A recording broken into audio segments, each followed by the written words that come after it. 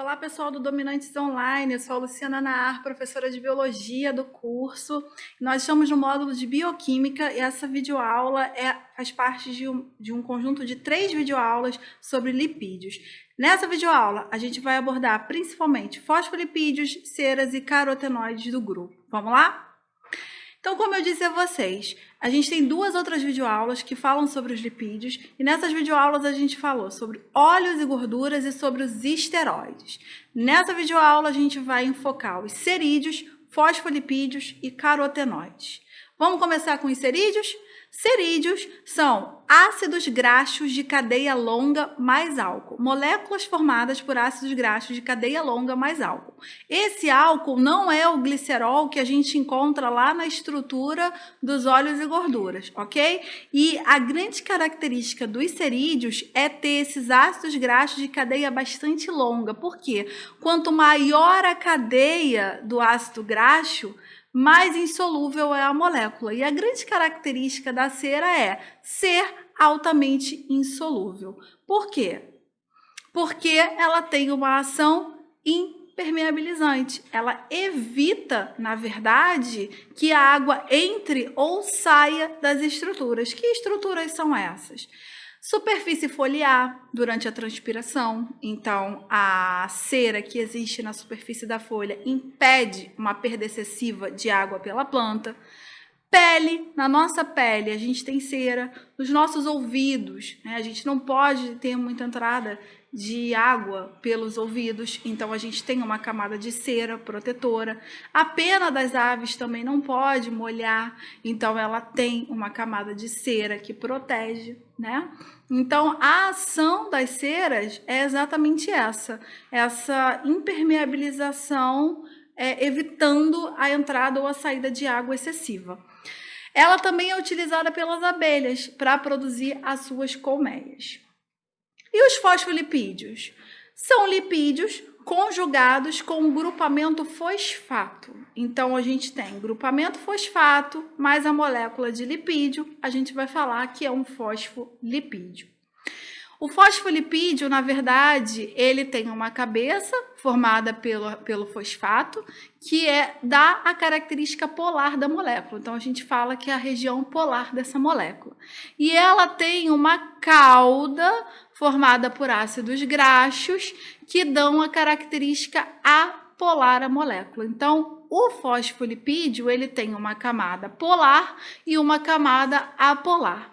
Nas nossas membranas, ele se dispõe de maneira dupla, né? De forma que as cadeias apolares elas ficam voltadas para o interior e as cabeças polares para o exterior. A cabeça polar, ela é hidrofílica ou hidrófila, como vocês preferirem. Ou seja, ela gosta de água, ela atrai água. E a parte apolar da molécula é hidrófoba ou hidrofóbica. Ela não gosta de água, ela repele a água. Por ter essa característica polar e apolar na mesma molécula, a gente vai chamar os fosfolipídios de molécula anfipática. Toda vez que vocês virem o prefixo anfi em biologia, isso significa duo, né? Duplo. Então, ela tem uma empatia pelas duas características, tanto a hidrofílica quanto a hidrofóbica.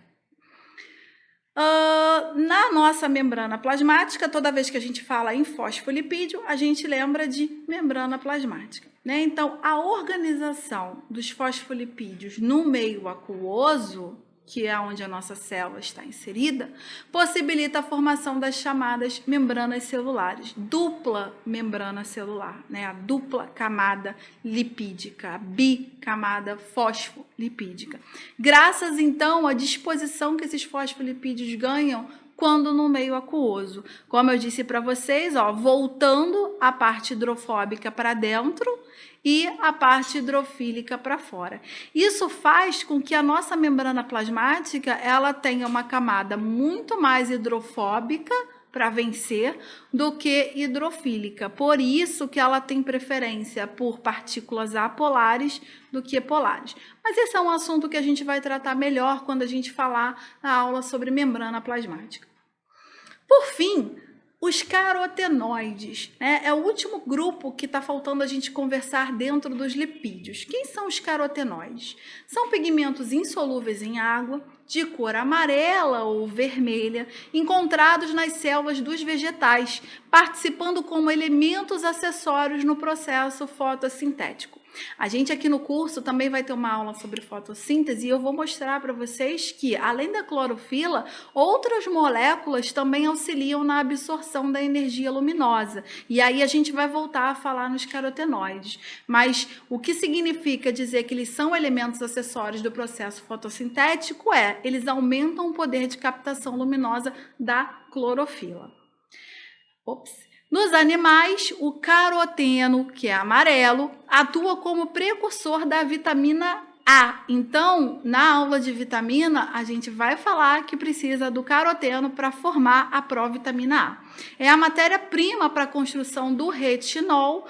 Retinol é um pigmento fotossensível que evita a cegueira noturna. A gente vai conversar melhor dentro da aula de vitamina sobre isso também. Aonde que a gente pode encontrar os carotenoides? Principalmente nos alimentos de cor laranja. Como eu disse para vocês, ele é um pigmento de cor vermelho, alaranjado. Então, por isso, os alimentos de cor laranja, eles vão ser ricos nos carotenoides. Aqui, como exemplo, eu coloquei para vocês, né? Um tomate e uma cenoura. São os principais alimentos, os que têm maior quantidade de carotenos aí disponíveis na nossa alimentação. Galera, estamos no módulo de bioquímica, falamos nesse módulo sobre carboidratos e lipídios e temos que falar também sobre as proteínas e os ácidos nucleicos e vitaminas. Então, fica comigo para mais videoaulas. Até lá!